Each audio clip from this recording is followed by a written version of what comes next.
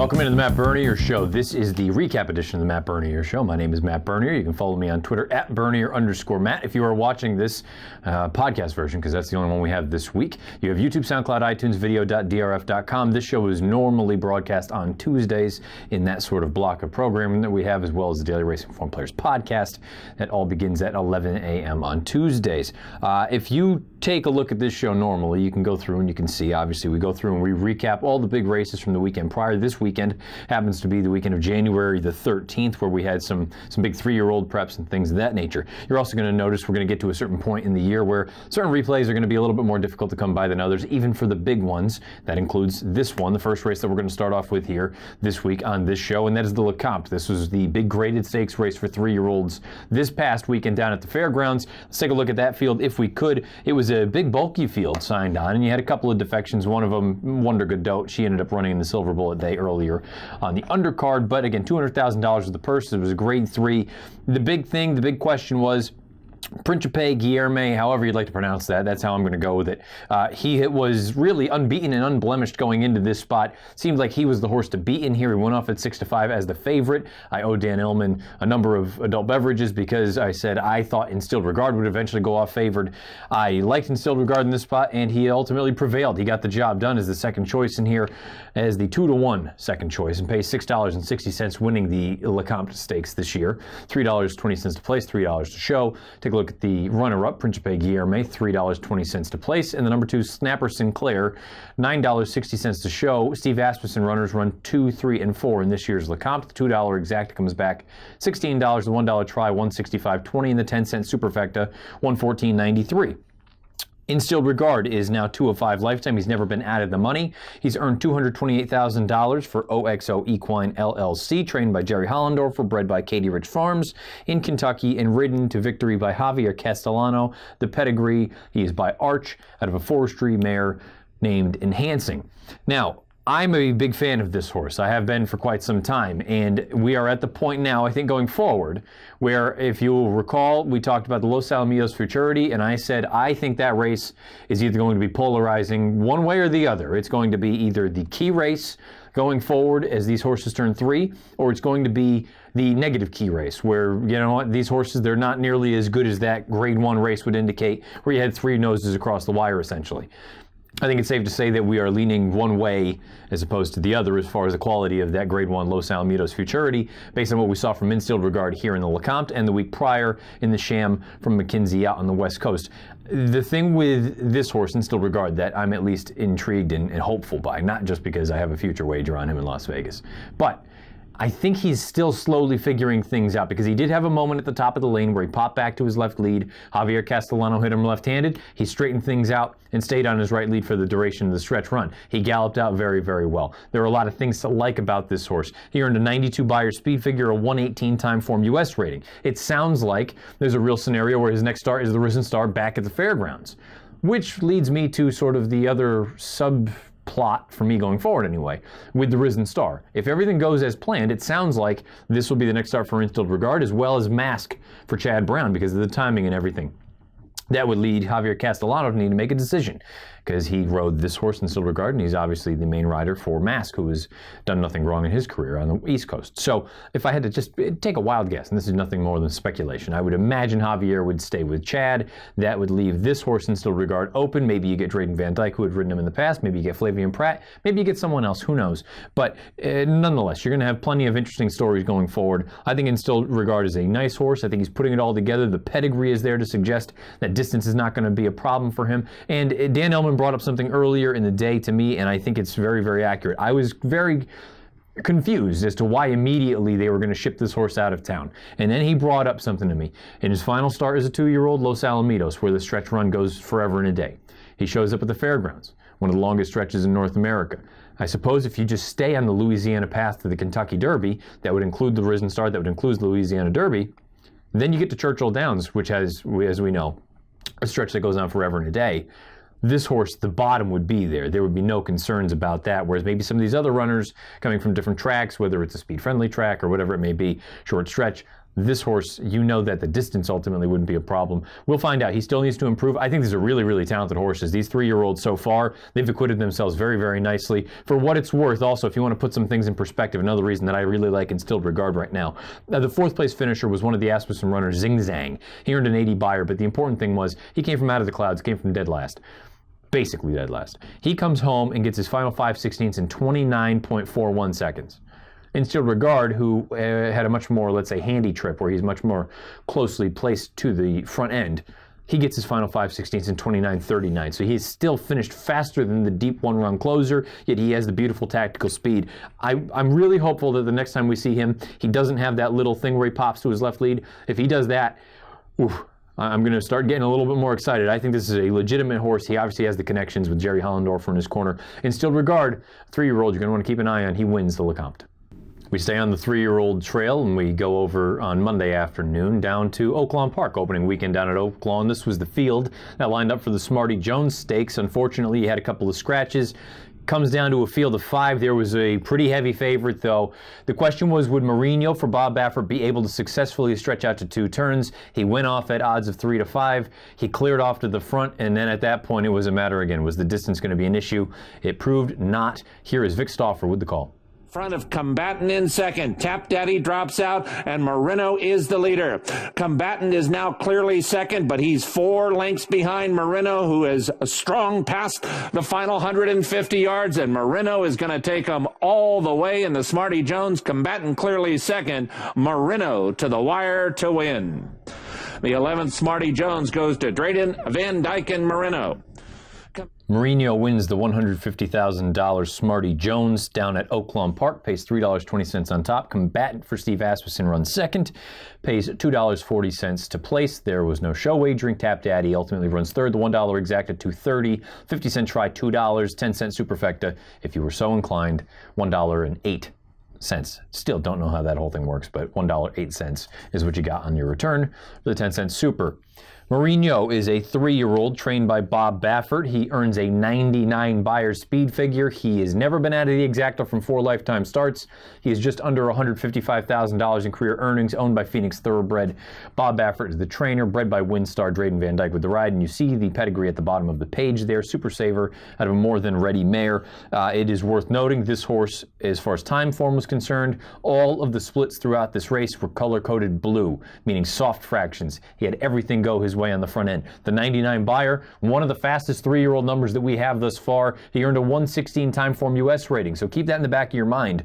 If you just look at the 2 different figures, Mourinho with the higher buyer with a 99, you see what Instilled Regard did, only earned a 92 buyer, but from a time form US standpoint, Mourinho with the 116, Instilled Regard with the 118. So again, those are things, decisions that you as a handicapper need to factor into the back of your mind.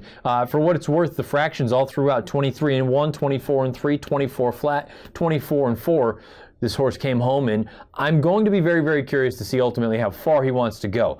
I didn't think a mile would be a concern for him, and I guess what, I don't think going a little bit farther is going to be a concern for him.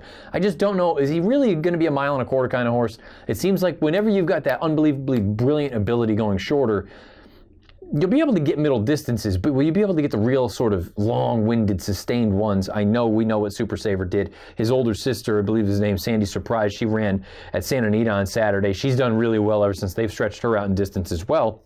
I think this is a nice horse. I've always talked about how much I think Mourinho is very, very talented. I guess I'm a little bit concerned about ultimately, is he truly a Derby horse? Is he that kind of horse that once you get past 9, when the waters get really, really just uncharted for any of these horses, but you're going to have to rely on what you're seeing visually.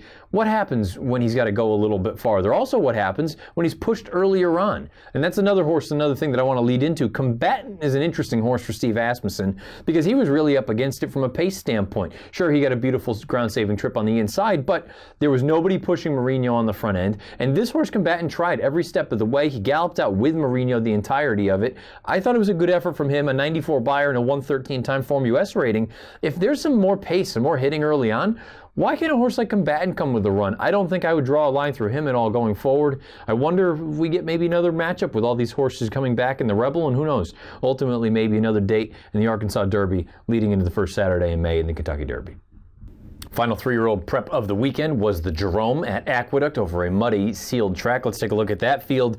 This was one where we had one name in here that everybody was really excited about, and that was Firenze Fire, making his return to the races, coming out of the Breeders' Cup Juvenile. Things didn't work out for him out there. No big deal. You know this horse has a little bit of ability. He's a Grade 1 winner already. He won the Champagne over eventual Breeders' Cup Juvenile champion, that being Good Magic. We'll find out, how did Firenze Fire get back to the races? How is the pace going to develop ultimately? Here's Frank Miramati with the call.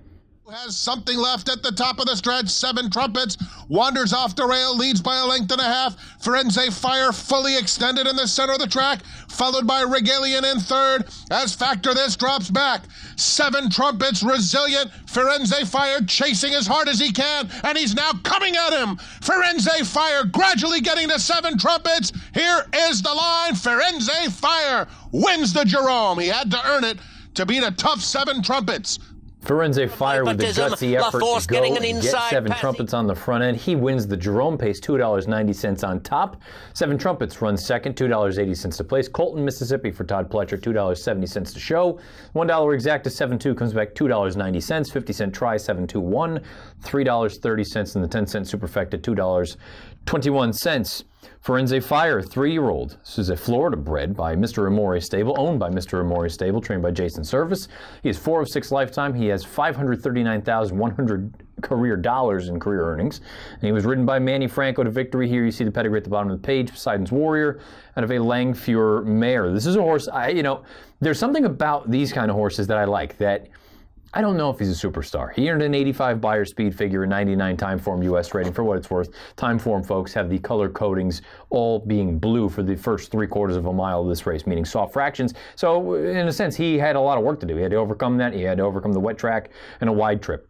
I like the fact that he likes to win races, that he goes and gets horses. I don't know that he's going to be a Derby kind of horse. He didn't have to be a Derby kind of horse. Maybe he's going to be that one-turn sort of specialist.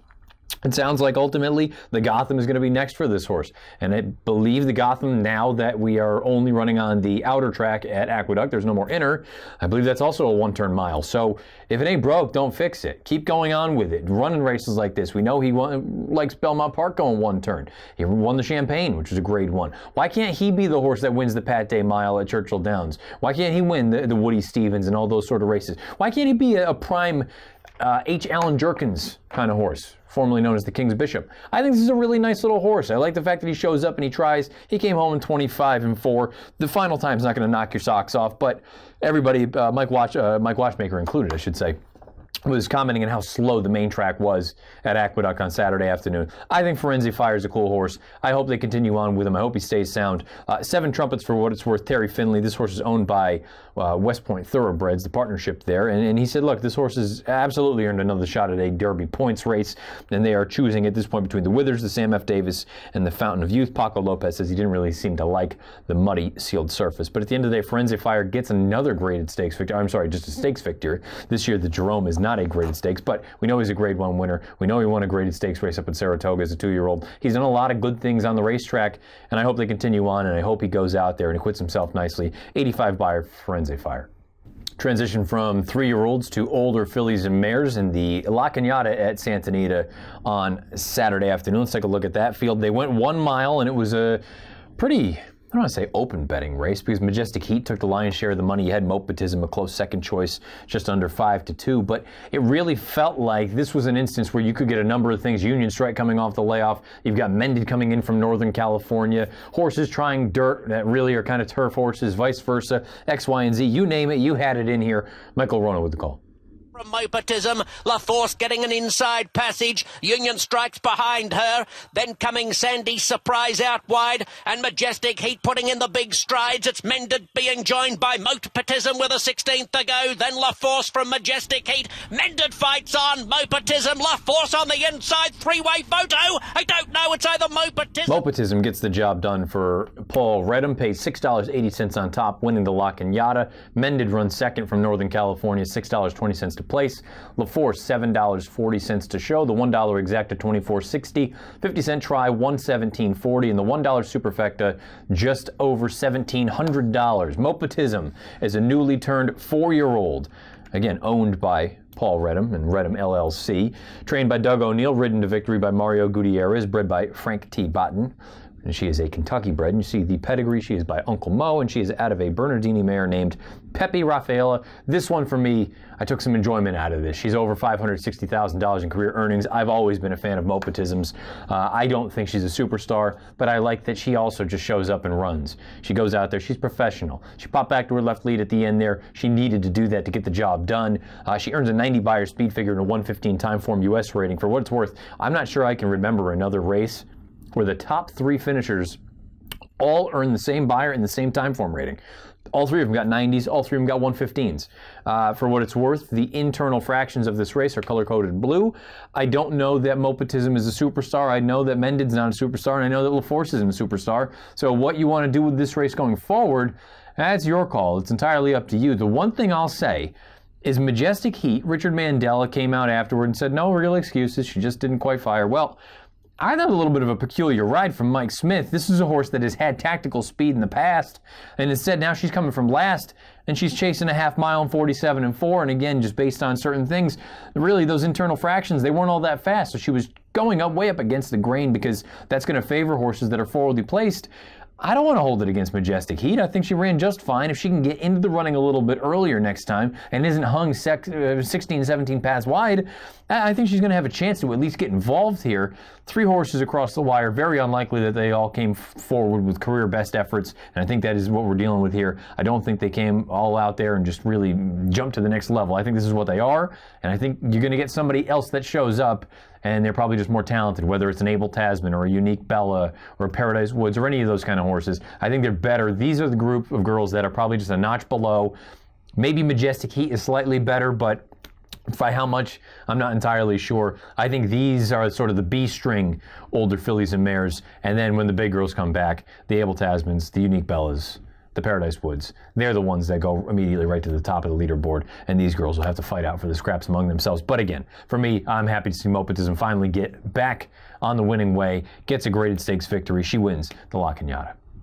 Go from older fillies and mares on the West Coast to older horses just in general on the East Coast on the turf. 1 mile and 16th in the Fort Lauderdale down at Gulfstream Park on Saturday afternoon. Let's take a look at that field. This was a fun little race because it looked like you were going to have some serious gas signed on, and they did go fast, but I don't think it necessarily played out the way that many of us thought it would, considering the presence of Heart to Heart, who ultimately went off as your 3 to 5 favorite come post time.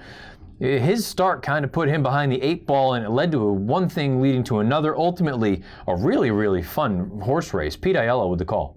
Copper has the lead, but Landeros gives some racetrack to One Go, All Go, who's into the clear and charging hard. Team colors followed that move, all included on the stand side with less than 1/8 of a mile to go. One Go, All Go now forges to a narrow lead. Shining Copper, dead game. These two, One Go, All Go. Shining Copper comes back, and Shining Copper battled back to win it. The old 8-year-old boy, you want to talk about heart. Shining Copper comes back, gets the job done. Looks like he was going to lose. He's passed, comes back, and gets the best of One Go, All Go. Shining Copper wins the Fort Lauderdale, $12.40 on top. One Go, All Go, a really good trip for this horse. Got a great ride from Landeros, and when he finally tipped him out, just a little bit unlucky here. $17 the place, all included for Todd Pletcher, $3.20 to show.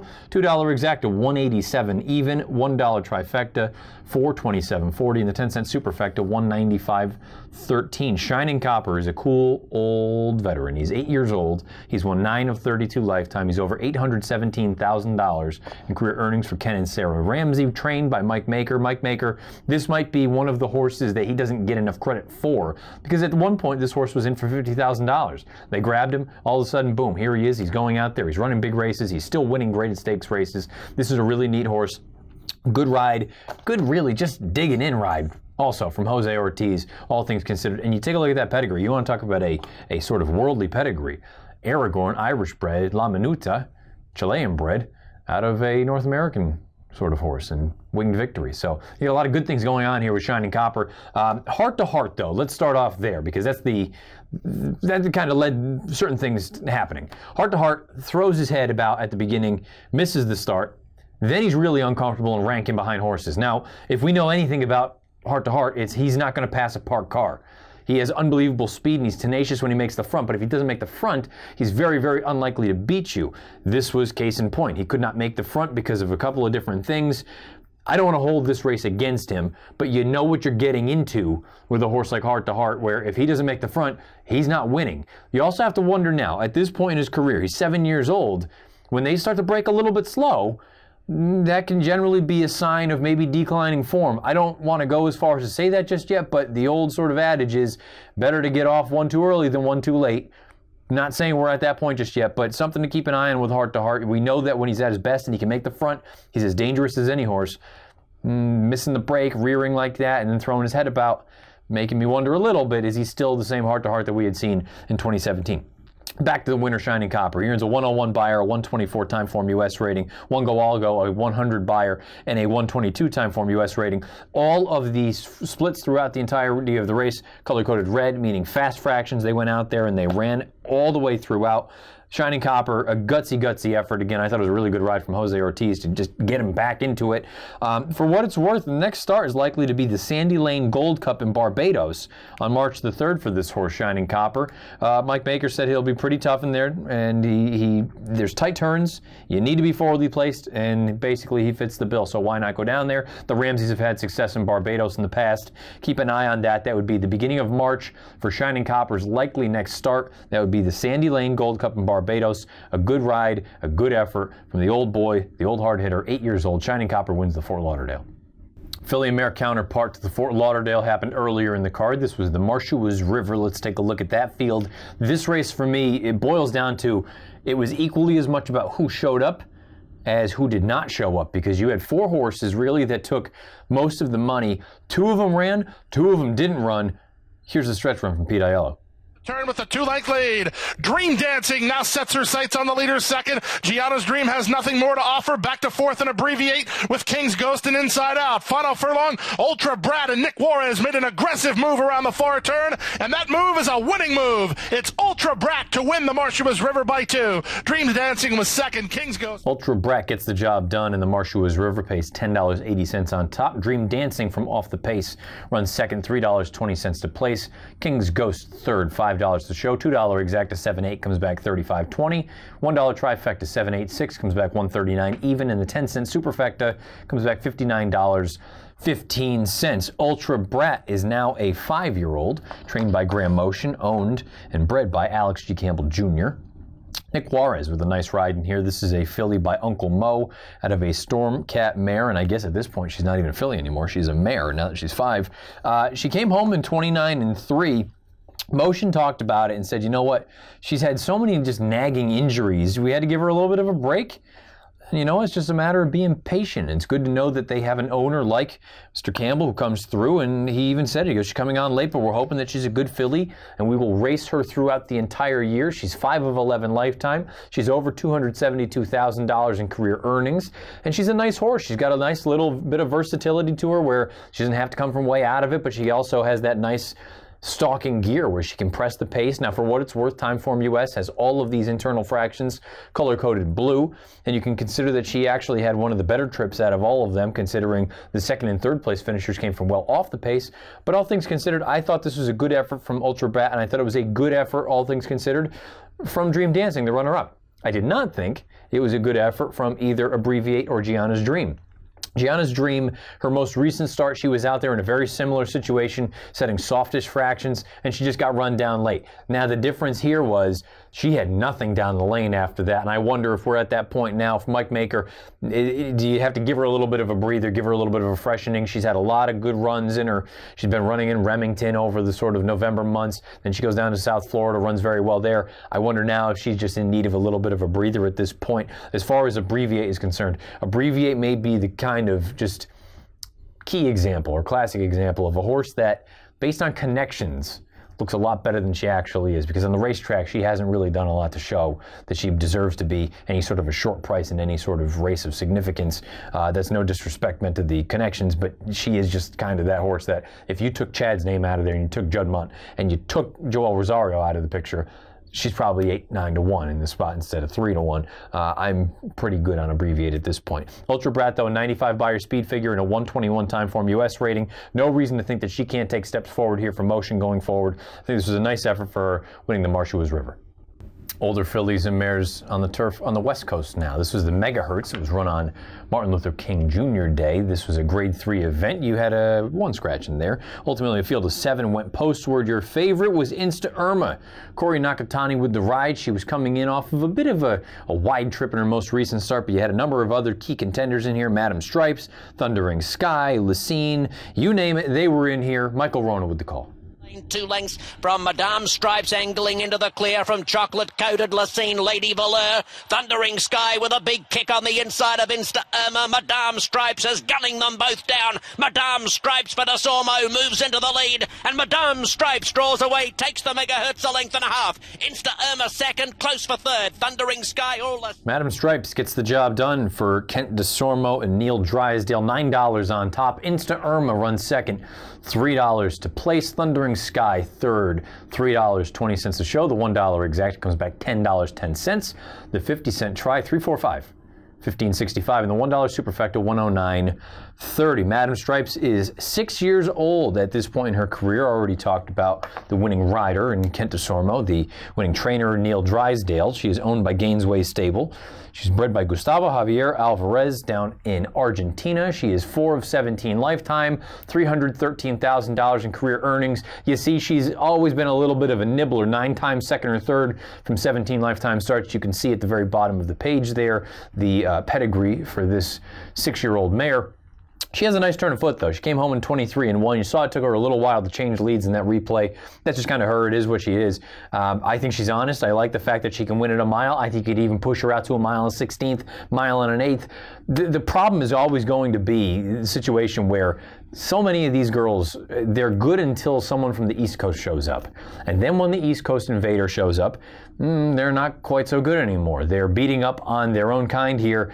I'm not going to go as far as to say that she can't beat better horses, but the 98 buyer, the 120 time form US rating, I think that makes her a very, very serious contender in all these kind of turf middle distance races in Southern California. But at the same time, as much as I like her, I kind of know what she is. I'm also a little bit, I don't want to say perplexed, because I understand what was going on, but I wonder if it was a little bit of a premature move from Corey Nakatani aboard Insta Irma. If you go back and you can watch in Formulator in the replay, going into the far turn, Nakatani really took the race to the pace setter at that point, who was Thundering Sky.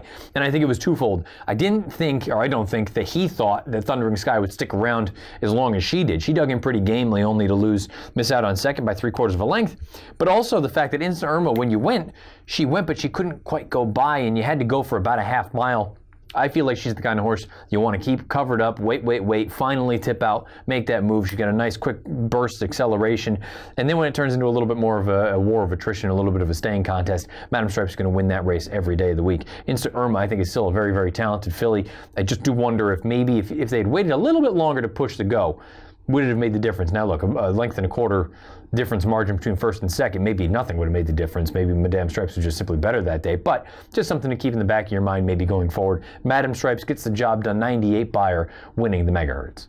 That was most of the graded stakes action from this holiday weekend, but there was also non-graded stakes action, most notably in New York and Southern California. We've thrown it together in a little bit of a montage. Here are the stretch runs. At the top of the stretch, it's English Soul clinging to the lead, fending off Cry in the Moonlight, who's a length and a half behind in second. Midnight Disguise gathering momentum on the outside. She's looking to switch leads, had to alter course there inside the final 1/8 of a mile. The leader is English Soul. Midnight Disguise with these big strides into second, but English Soul is home. English Soul and Manny Franco to take the East View.